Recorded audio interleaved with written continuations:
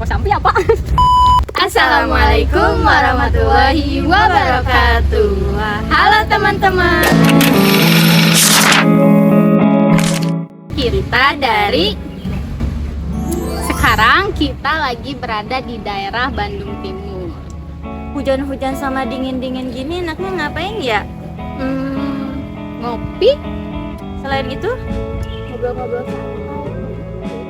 Oh, maksudnya podcast. Nah, Ya udah kalau gitu kita pos sapi aja yuk. pos sapi. Bukan. Maksudnya podcast sambil ngopi. Oh. Let me take your hands. I'm something like Nah, milk. kalian ngerasa gak sih akhir-akhir ini cuaca sering berubah-ubah? Kayak sifat dia. Kan maksudnya kayak misalkan nih tahun kemarin 2024 cuaca kemarau itu panjang banget.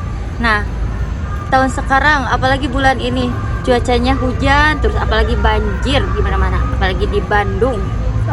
Nah, bener tuh guys. Cuaca ini tuh gak bisa diprediksi, berubah-ubah. Apalagi sangat merugikan tuh bagi para petani di zaman sekarang.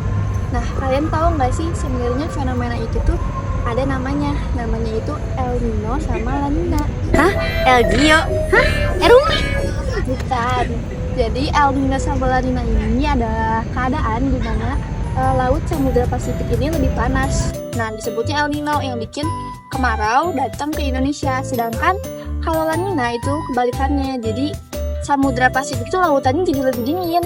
Nah, yang bikin dingin ini tuh bawa angin yang bikin hujan terus-menerus di Indonesia. Oh, jadi gitu ya fenomenanya. Wah, sebenarnya itu tuh fenomena ya. Nah, jadi kan tadi Salma mention ya kalau El Nino sama La Nina ini bikin petani merugi. Salma sendiri tahu nggak sih meruginya kenapa? Nah, sebenarnya gini guys, karena petani tuh terkena dampak tuh kenapa? Karena kan kalau El Nino tuh kering, panas berkepanjangan, sedangkan lahan para petani itu butuh air, menyebabkan nanti kalau terus-terusan panas atau kemarau panjang pasti itu kering parah, kekeringan parah itu. Yang kedua, kualitasnya akan menurun dan harga juga pasti menurun kan. Nah, kalau dari dampak dari El Nino itu karena terus-menerus hujan dan bisa jadi lahan itu terendam banjir semuanya. Maka hasilnya tuh pasti membusuk. Si hasil dari yang ditanam oleh petani itu pasti membusuk dan kemungkinan besar sih gagal panen. Pantes ya beras naik kemana-mana. Nah, betul tuh hasil dari data BPS di 2 tahun terakhir di beberapa provinsi menunjukkan bahwa penurunan hasil panen dan melonjaknya harga pangan. Oh, begitu. Make sense ya guys. Nah, dari fenomena El Nino sama La Nina ini apa sih solusi dan peran pemerintah? Nah, ya itu apa aja sih? Nah, kalau dari artikel yang aku baca, pemerintah ini waktu 2023 waktu terjadi El Nino, mereka itu kayak bikin sumur sama pompa air biar para petani nggak kekeringan. Sedangkan waktu 2024 di situ kan terjadi La Nina ya.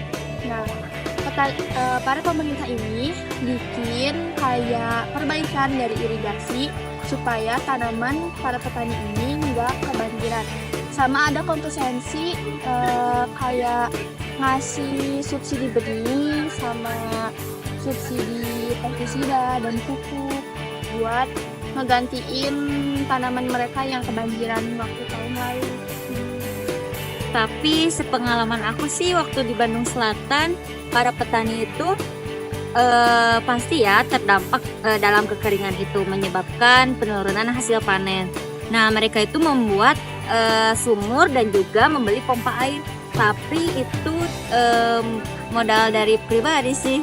Nah, menurut tanggapan kalian gimana tuh guys? Kalau menurut aku ya pemerintah harus Iya, Ruby, kamu dua. Oh, kan aku ingat. Di sini ada apaan tuh? Apaan? Ini apa sih? gimana sih? Aing merekrut Isa gak? Saya saksikan ya podcast kita hanya di